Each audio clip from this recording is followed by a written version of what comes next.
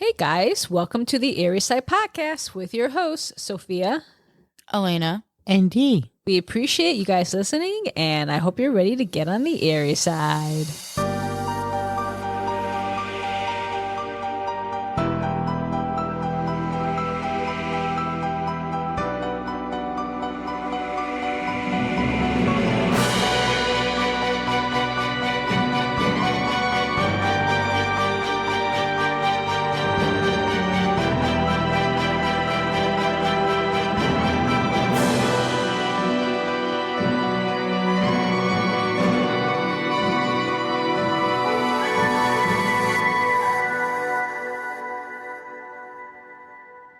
Before we get into the show, we would appreciate it if you all could give the podcast a follow and make sure that bell notification is turned on so you'll be notified whenever we drop an episode.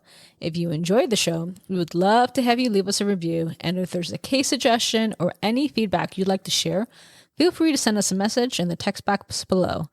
Share the podcast with family, friends, coworkers, or really anyone you think will enjoy it. Please follow us on Instagram, TikTok, and Facebook. Has anyone heard of Martha McKay or Sally McKay? I don't think so. I don't know. I'd have to hear more about the story to tell. Okay, it seems like we're probably going in blind. Before I get into the year, I want to start with a house, specifically an old white columned mansion called the Snowden House, which had 1,000 acres of lakefront property and hosted parties, reunions, and weddings. To picture it, it's a gorgeous estate built way back in 1919, sitting pretty on the edge of Horseshoe Lake in Arkansas. Over the years, it went from being the heart of a tight-knit family to a charming bed and breakfast run by Martha McKay. Martha's family owned the Snowden House for generations, and after living on the West Coast for a while, she would eventually return back to it. The locals even started calling her the Lady of the Lake. She wasn't just fixing up an old building, she was breathing new life into it, preserving the history and charm of the place. But here's the twist. Beneath all that charm, there was a seriously dark secret lurking. Let me take you back to 1996, the year that would change everything. Sally Snowden McKay, Martha's mom, was 75 years old, and she took care of the day-to-day operations of the Snowden House during the 1990s. Sally had 3 daughters, Grace, Katie, and Martha. The Snowden family also made money from renting out properties in Horseshoe Lake, and on one of those properties lived 52-year-old Joseph Lee Baker, who went by Lee, who was Sally's nephew and who would help her out with managing the business. Lee was a famous blues and rock guitarist in Memphis, Tennessee. He had been influential in the music scene there and had been part of many local bands. Sally and Lee were part of the very well-known Snowden family, which owned much of the property in the area, including the Peabody, a historic hotel in Memphis. On Horseshoe Lake, which they also owned, they rented a property to the Lewis family. The wife, Gladys, was a housekeeper at the Snowden House. The family also had 2 sons, one of whom was 16-year-old Travis. So to make it clear, on the property there is the Snowden House, which is where Sally lived. There is Horseshoe Lake, also owned by Sally, and there's multiple properties on the land that Sally has rented out to her nephew, Lee, and the Lewis family. The Snowden House became the scene of a heartbreaking tragedy. On the night of September 10th, 1996, Sally and Lee were in the Snowden House when 16-year-old Travis Lewis decided to break in.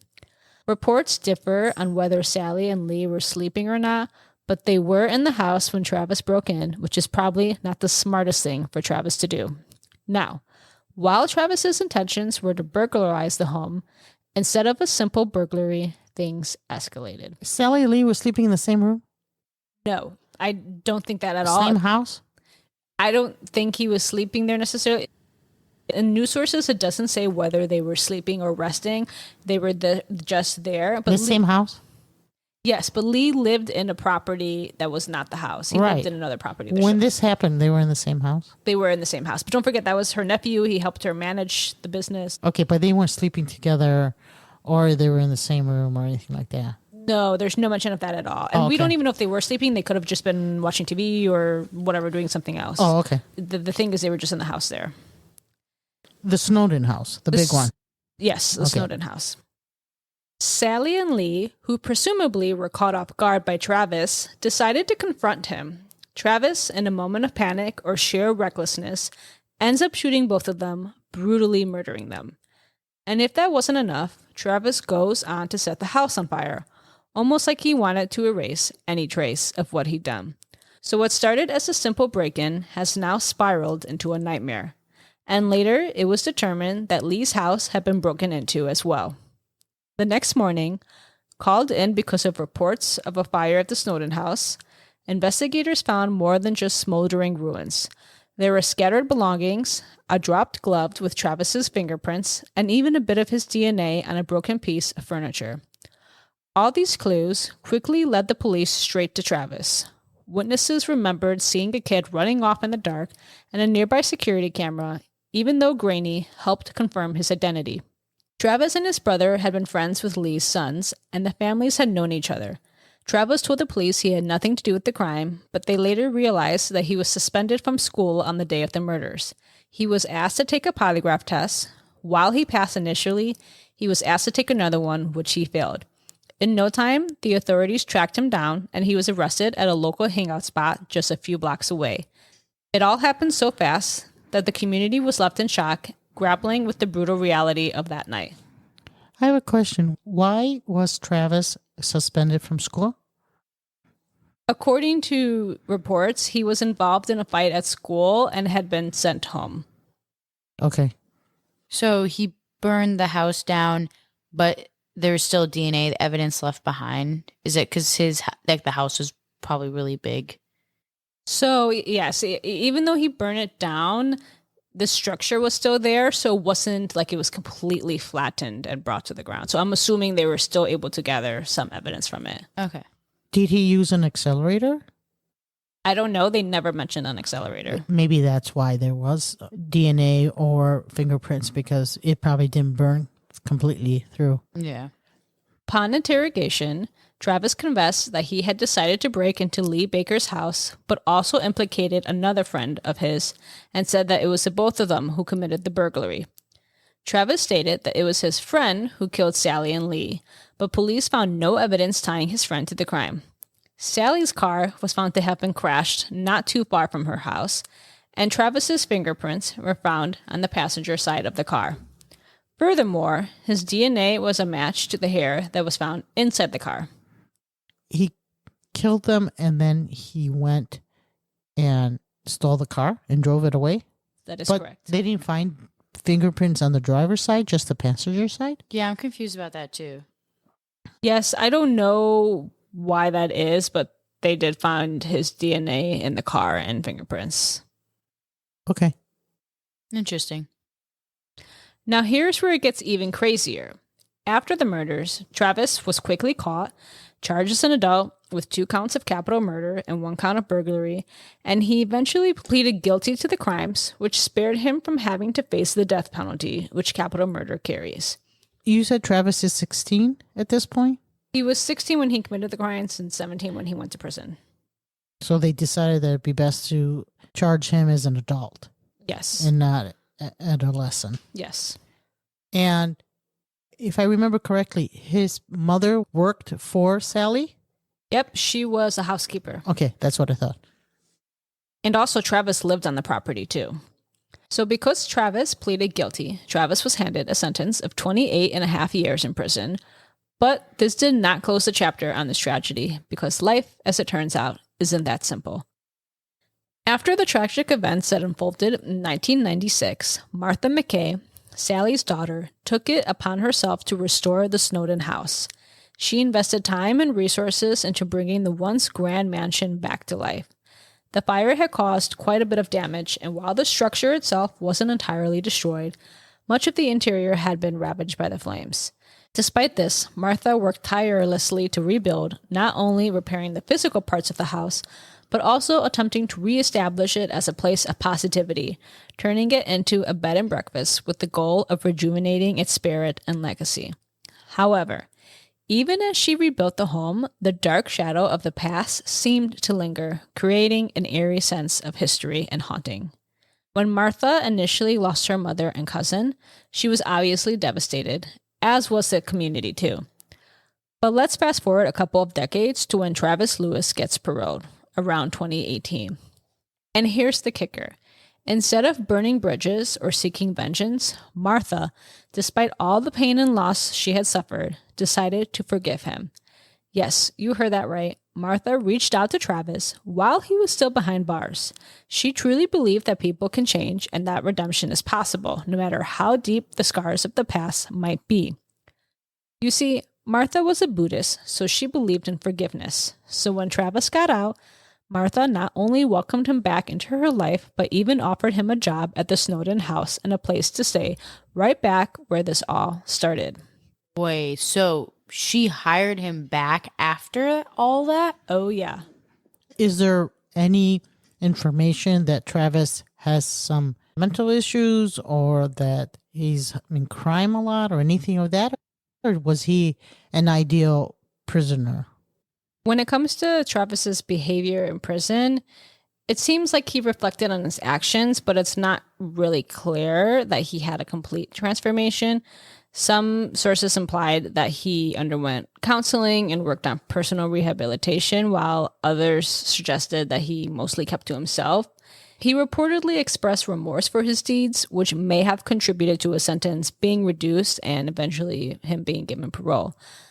I did not see any sources about whether Travis was an ideal prisoner or not, but she clearly believed that he was possible of reform. And yes, but she not only offered him a job, but he was living on the property too. The other thing is, if he expressed remorse, he could have done it to reduce his prison sentence and not because he really was remorse. True, very true. And I think prisoners are aware of that too. He was described as pretty quiet and compliant, but who knows if he did that because that was him or because he wanted to get out. But one way or another, it seems like he is able to behave if he wants to. I think. I don't know, I'm making an assumption here. And this relatively calm behavior of his that granted him parole is what convinced Martha that people could change. In 1996, did they do any testing on him? They assumed he killed them just for the heck of it. Really, this sounds ridiculous. He knows them. Unless he killed them because he knew they knew him. Or did they think there was something wrong with him or anything of that sort? There's no mention of that, so I have no idea if they thought there was something wrong with him or they tested him or not. There was no mention of that. I'm also still confused about the fire, since it seemed that the fire destroyed the house, more or less. I'm surprised they were able to find DNA and fingerprints. I don't know why they were. I just know that they were. If the house wasn't damaged that badly, that would explain why the fingerprints were still there and how they were still able to keep the house. Yes, but from our story of the yogurt killings in Austin, the fire and the water, you pour water in a area, it damages and you lose evidence. And the fire department was called, I assume, and I assume they did use water to put out the fire. So I'm surprised that they would be able to find evidence. True. So what Martha did in this situation, allowing Travis to come back and have a job and live with her, it's certainly not for everyone, but to do that takes a kind of bravery and compassion that's just very hard to fathom. That is definitely Martha. And here's the thing. I'm assuming that because Travis grew up on Horseshoe Lake and because his mom was a housekeeper there, maybe Martha knew him in some way and wanted to give him a second chance. I can't say that for sure because I couldn't find in any news sources that they had any sort of relationship prior to the murders. So I don't know for sure, but I wouldn't be surprised if some sort of previous relationship contributed to her decision to bring him back into her life and give him a second chance, especially since she knew their family. But here's something else I need to share. Travis's mother, Gladys, told Martha, just stay away from Travis because he's going back to his old ways. Now, to me, that's a warning and some foreshadowing too. What does old ways mean? Because when he killed and did what he did the first time, There was nothing mentioned about his ways other than he got into a fight at school. Yeah, I'm confused about that. And also, what is he doing now that's making her think that? It doesn't expand upon that. It doesn't say what she thought. I'm not sure if she even told Martha what she thought and as to why she thought he was returning to his old ways. But clearly there was something that made Gladys think that Martha should stay away from him and that he wasn't safe. And I assume his old ways meant trouble because he did get into a fight at school. He murdered 2 people, and he also was in the process of burglarizing them, and then he did commit arson. So I'm assuming that's what she means by his old ways. Okay, thank you. At first, everything at the Snowden house seemed to be turning around. Martha's act of forgiveness was seen by a lot of folks as nothing short of heroic, a genuine chance for a fresh start. But people in the community were divided, though. Some admired her for her big heart and willingness to let go of old grudges, while others thought it was a huge risk. Imagine being in her shoes. You've lost your mom and your cousin in the most tragic way possible, and instead of letting anger fester, you extend a hand to the person who caused all that pain. It's the kind of decision that makes you sit back and ask, what would I do in that situation? I'm curious, what do you all think about what she did in that situation, having the ability to forgive, but not only forgive, to actually try and have a relationship, a close relationship in some ways with this individual? I mean, to each their own, but personally, I don't think I would do that. I just don't think I could look at the person every day after that. Even if I could find forgiveness, I don't think I'd be able to. I do believe that individuals should have second chances. I'm not sure if I would have wanted to give him the second chance and be near me. The other thing is, sometimes you need to wonder why people are creating this crime. And if he had issues and he still has issues, I would not want him near me.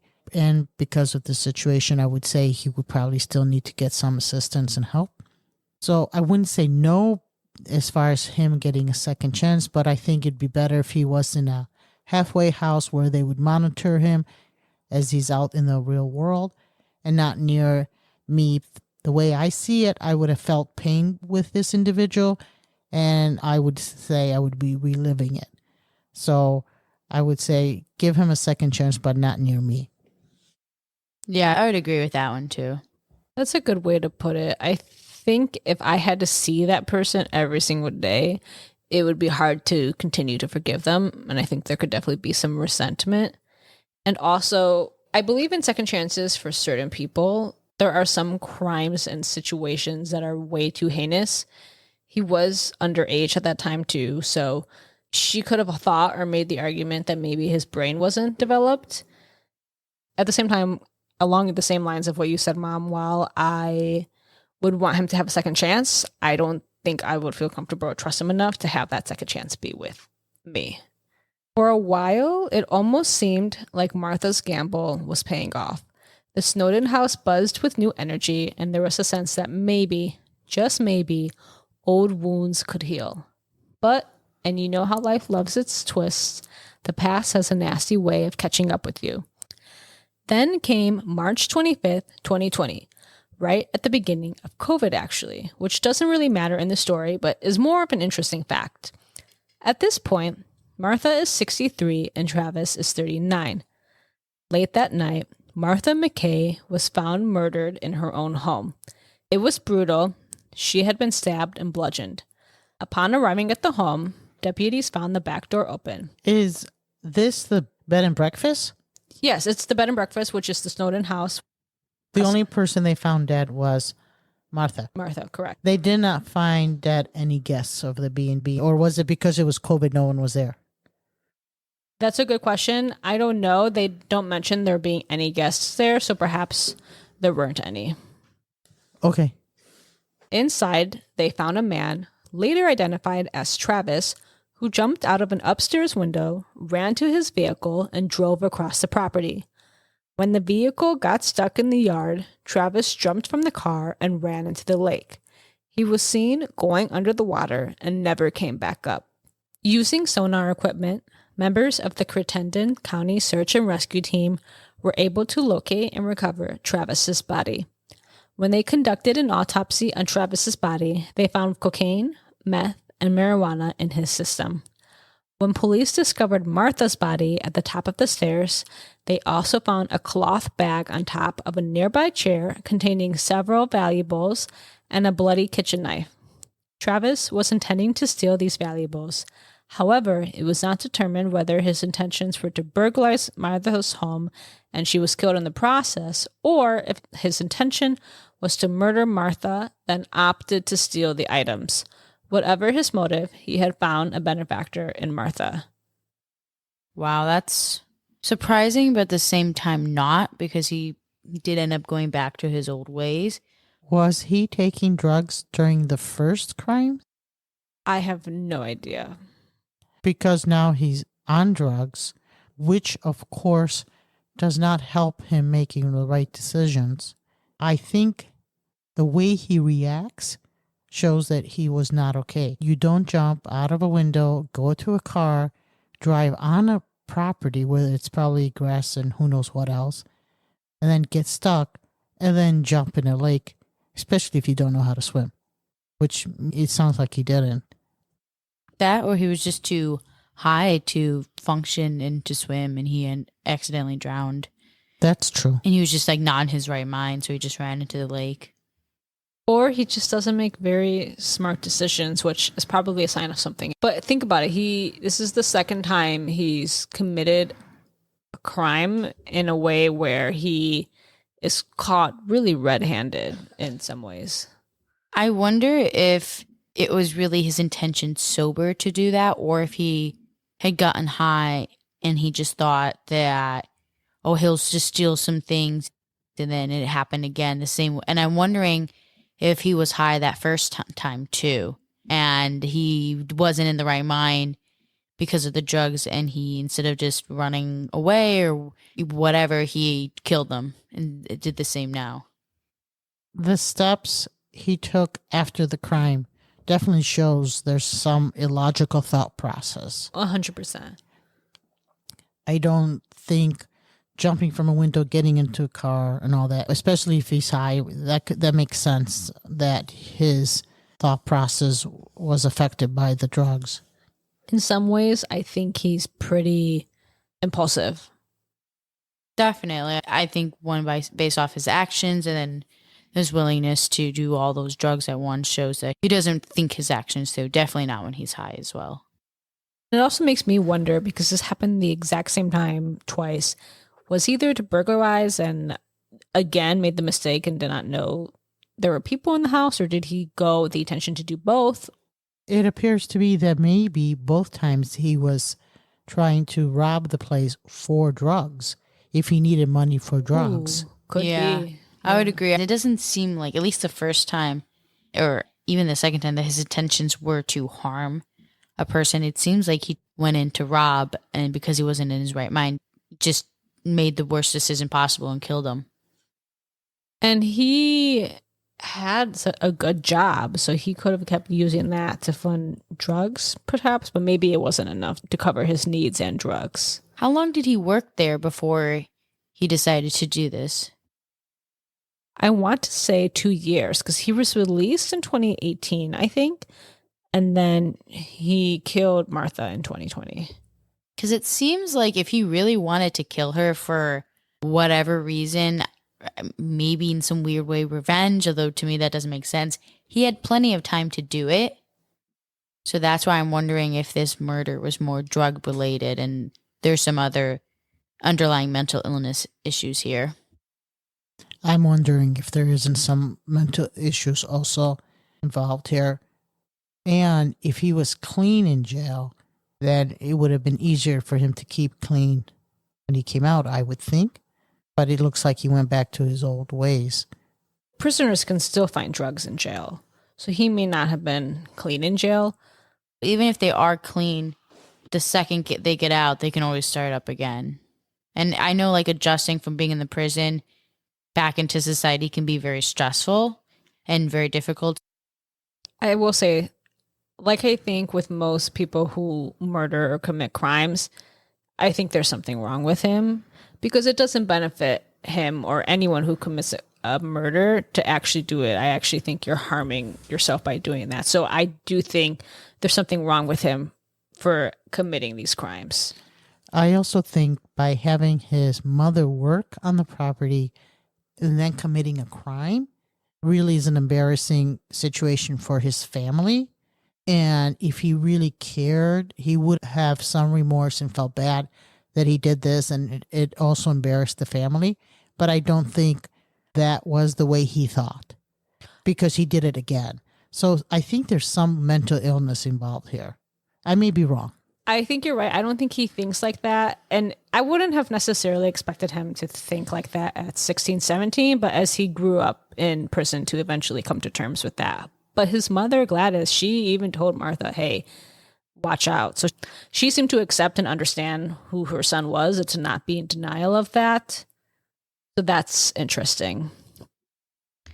I wonder if there is something already going on and the drugs, and maybe he was using drugs at a young age, 15, 16, and that amplified things, and that led to the burglary and then making an awful decision to murder. Or if he was surrounded by bad people, maybe bad peers who introduced him to drugs, and that just damaged him in the way his thought process was, because his brain is still developing, and that caused him to act the way he did. I don't know, but I'm curious is what caused what. Who's to say what caused this? There's so many assumptions or theories we could come up with. So get this, it wasn't until after Martha's death that her family learned a secret from her diary. Before Martha's murder, her sister sold a chandelier for about $10,000 to $15,000 in cash, depending on which source you read, and was keeping the money at Snowden House to help fund house repairs and renovations. Travis was at the house the day Martha came home with this money, which then vanished. Once the money vanished, Martha quickly fired Travis. So, at the time of the murder, Martha had ended her ties with Travis. Okay. I think he probably was angry that he had gotten fired and probably went back and because he was upset, took the drugs, and in his fit of anger and just from being high, went in to rob, and then when he saw her, he probably just, like a switch was flipped and he just attacked her. If $10,000 to $15,000 are missing, he's using it for drugs. Yeah. So his drug money ran out. Mm-hmm. And he needed more. I think it was all about the money for him. He took it, and maybe she didn't catch him in the act, so which is why he didn't murder her, but when she found out, she fired him. And at that point, when he went to go and steal something else, and she most likely caught him in the act, he decided to murder her. Maybe it was all about the money. Yeah, I think it was about the money, and then when he was caught, he either did it because he thought he could get away with it, he wasn't thinking right because of the drugs, or was in a fit of rage. I don't know why, but I'm guessing it was probably something along those lines. It's interesting because at the time this all happened, Martha seemed to have realized and accepted that Travis had not changed after all, and yet this still happened. Martha was known for her larger-than-life presence and good heart. She loved her house. After all this went down, the local community was left in shock. Just think about it. Here was a woman who had shown what many would call the ultimate act of forgiveness, and yet her trust ended in heartbreak and violence. People began debating Martha's decision to forgive Travis. Was it a sign of unparalleled compassion, or was it a naive risk that left her vulnerable? While forgiveness is a beautiful thing in theory, there's a line where you have to think about your own safety too. It's hard not to be moved by Martha's story. Here's a woman who, after suffering unimaginable loss, managed to find the strength to forgive. That takes a kind of resilience that you rarely see.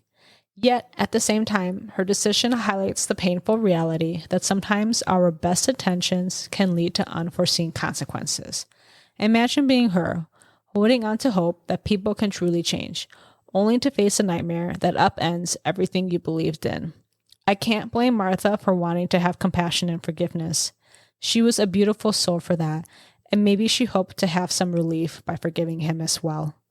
And while I do think people can change, this unfortunately is an example of how some people never will. And I think by Martha firing Travis before this all went down, she realized this too, but still, it must have come too late.